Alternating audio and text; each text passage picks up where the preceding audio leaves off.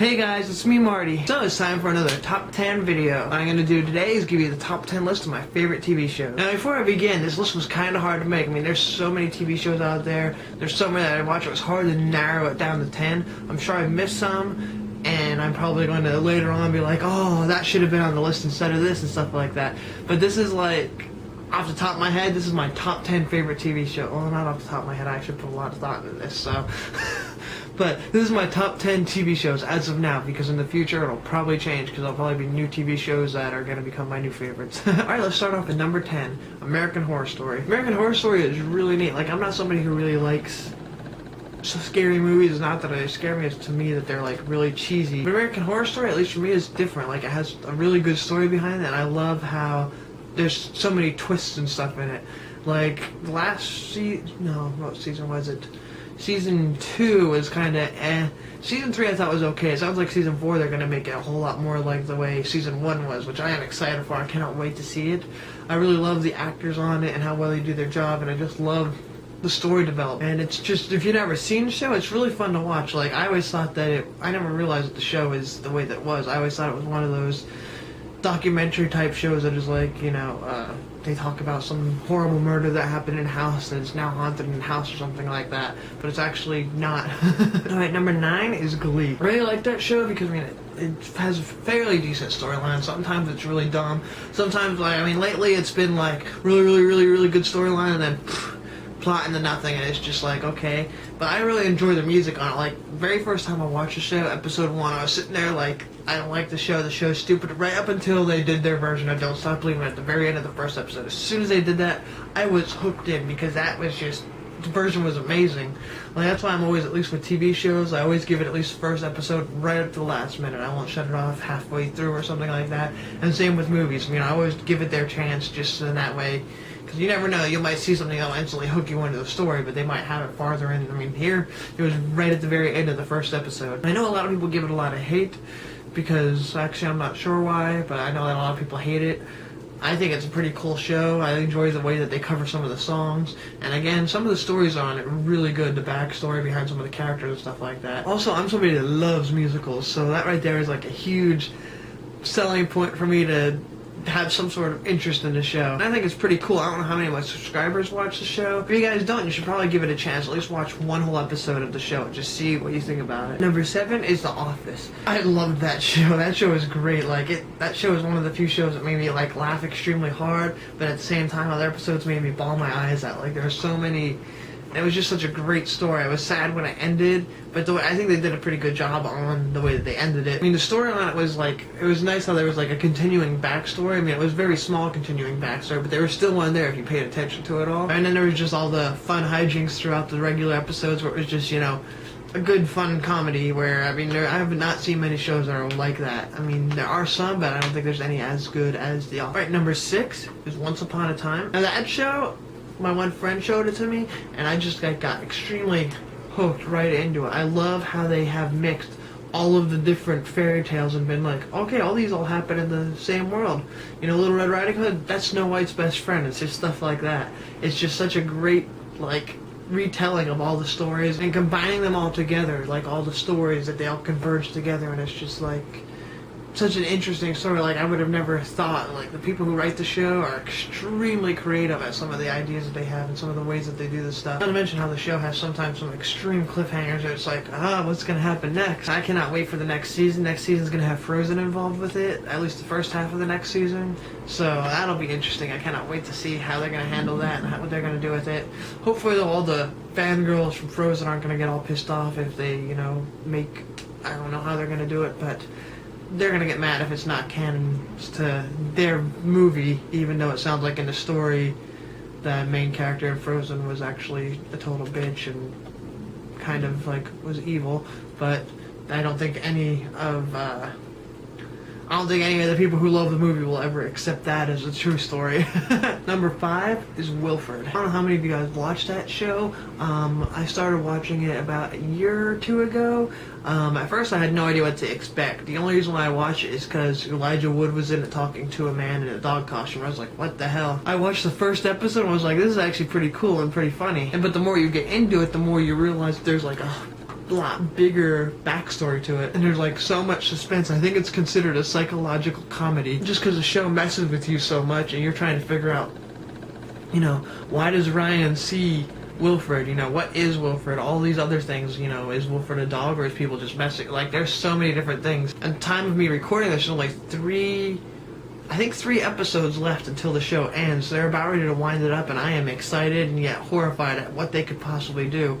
Like, are they gonna end it good, or are they just gonna like be like, okay, we never really thought of an ending, here's the end of the show, and it does not make any sense.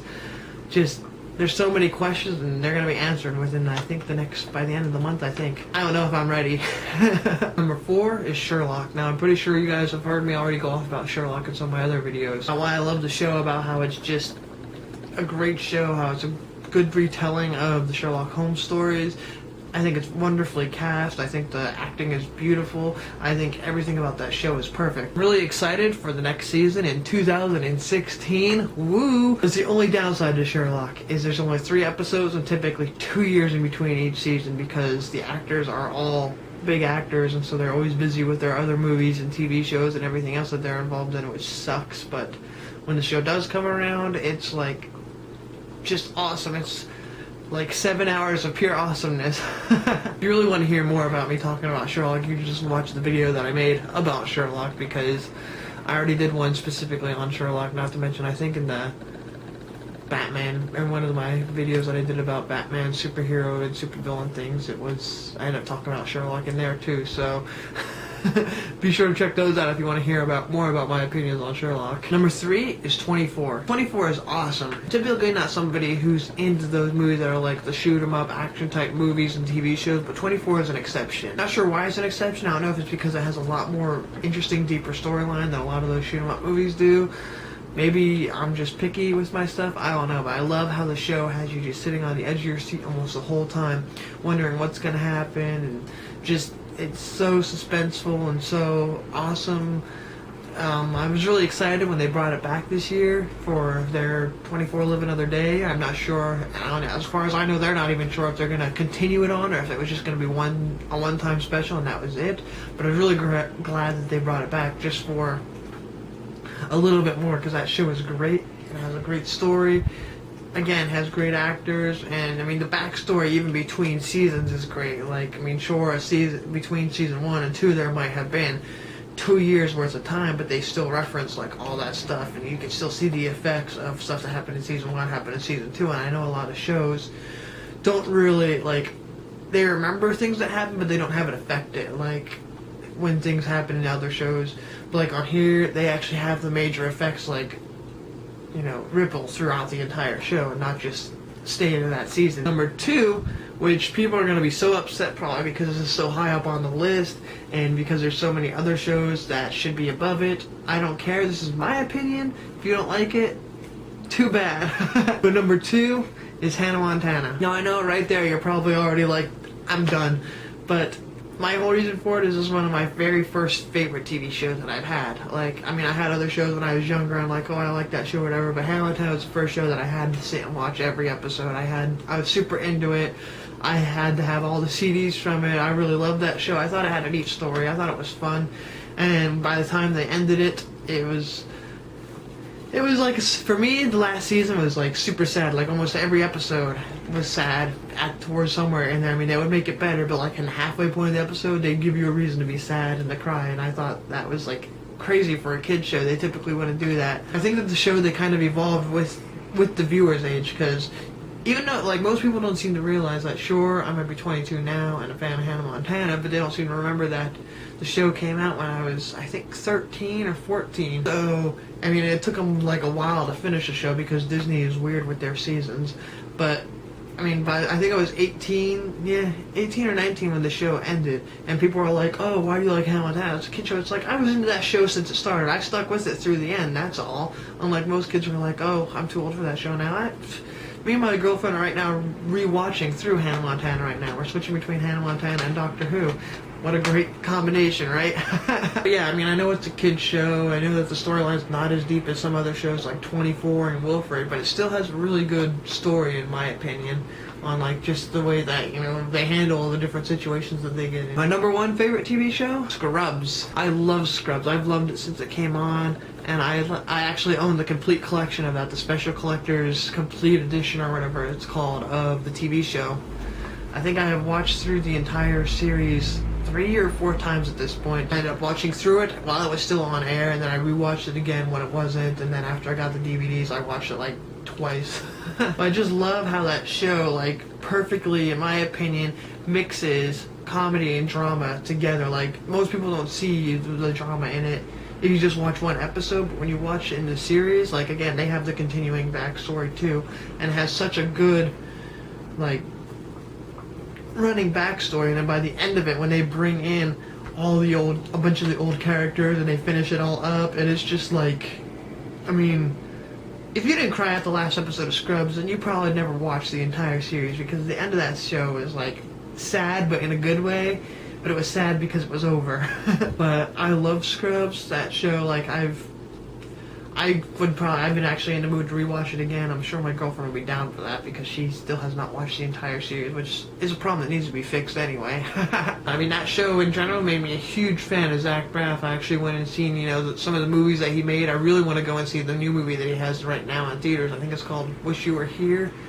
Pretty sure that's what it's called. But like, because his movies are like so different though from like what his acting was like. When I've seen him in Scrubs, his movies are nothing like that. They're like more deeper and interesting, and like, it's made me a fan of him and Donald Faison, which I'm pretty sure everybody loves Donald Faison because he's just one funny guy and he's just awesome in general. Alright, well, there's my top 10 favorite TV shows. Hope you guys enjoyed the video. Why don't you go ahead and tell me what your top 10 favorite shows are in the comment section below. I'd love to hear what you guys enjoy watching. Maybe I'll discover a new show worth watching. If you enjoyed the video, go ahead and give it a thumbs up, share it to your friends. I'm sure they'd probably enjoy it. If you're new to the channel, go ahead and hit subscribe to hear some of my more top 10 lists, and even to check out my gameplay and some of the other videos that I like to do throughout the week. Also, don't forget to check me out on Facebook and Twitter, where I like to keep the latest updates on my recordings, what I'm doing, share funny pictures and thoughts, all that fun stuff. It'll take 10 seconds of your time. The links are in the description bar below. Alright, well, I guess that's all for now. If you guys have anything you'd like me to do a top 10 list of, go ahead and put it in the comment section below. Also, if you have any questions for my Q&A video that I want to do,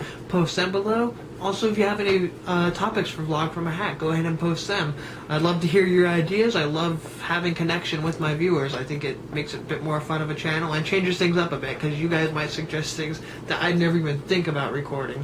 So go ahead and post any of your ideas and comments in the section below, or message me on Facebook, post it on my wall, tweet me, whatever you want to do. Just get in contact and give me your ideas. Well, thanks for watching, and you guys have a wonderful week. Bye!